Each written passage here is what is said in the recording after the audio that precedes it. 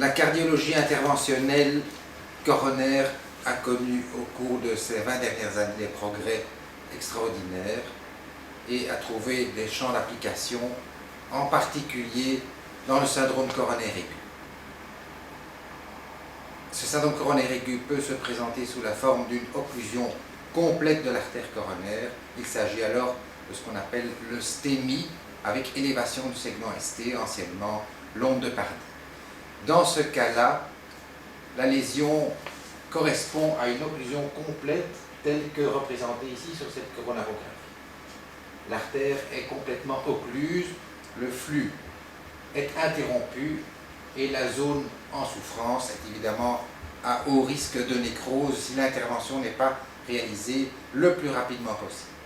C'est pourquoi nous avons développé depuis une quinzaine d'années une approche immédiate de pratique de l'angioplastie sans aucun délai, 24 heures sur 24 et 365 jours sur 365, ce qui est maintenant la règle pour tous les centres de cardiologie interventionnelle.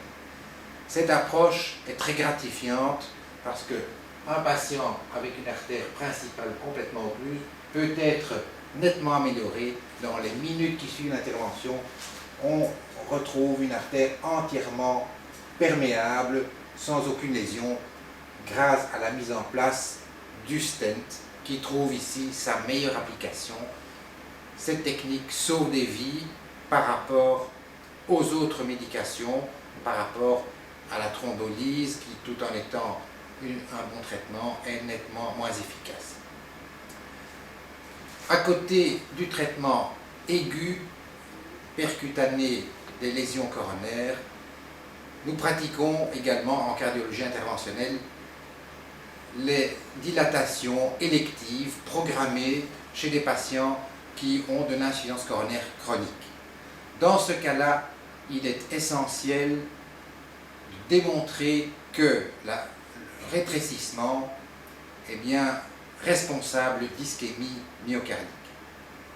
Nous avons des techniques non invasives pour le confirmer, l'épreuve d'effort, la scintigraphie myocardique, l'échocardiographie de stress, mais il faut savoir que ces techniques ont des limites, ne sont pas toujours applicables, et qu'on se retrouve souvent en salle de coronarographie devant des patients qui ont un rétrécissement parfois modéré, avec des plaintes qui ne sont que atypiques, et se pose alors la question de savoir s'il faut dilater, voire ponter ces patients. Il est maintenant de règle que devant une situation stable, il n'y a pas lieu de se précipiter et qu'il est bien préférable de discuter en équipe médico-chirurgicale l'attitude la plus adéquate. Ce principe de hard team est d'ailleurs pratiqué depuis que la cardiologie interventionnelle et la chirurgie cardiaque ont été introduites au CHU Saint-Pierre. Depuis le début, des réunions systématiques ont lieu pour discuter à froid de tous ces cas et de la meilleure stratégie.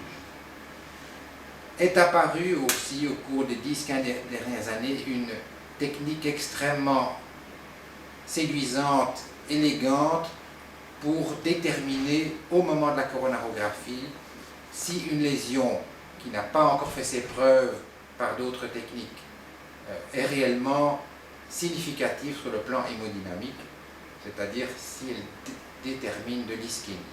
Cette technique, c'est l'application de la mesure des pressions endocoronaires, qui est illustrée par ce graphique où l'on voit la pression moyenne au niveau de l'aorte en rouge et la pression endocoronaire au niveau au-delà de la lésion en question en vert. Sous l'application de vasodilatateurs coronaires, en augmentant le débit, on peut modifier les pressions distales, mettre en évidence une différence de pression qui, si elle devient significative, est alors le témoin du caractère significatif de la lésion.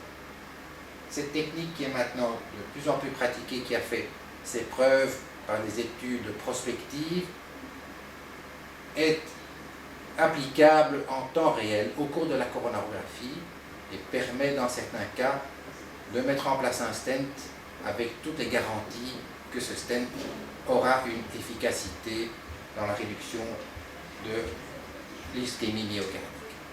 Voilà en quelque sorte les grands aspects de la cardiologie interventionnelle, l'application immédiate dans le syndrome coronaire aigu avec occlusion complète, et ce, 24 heures sur 24,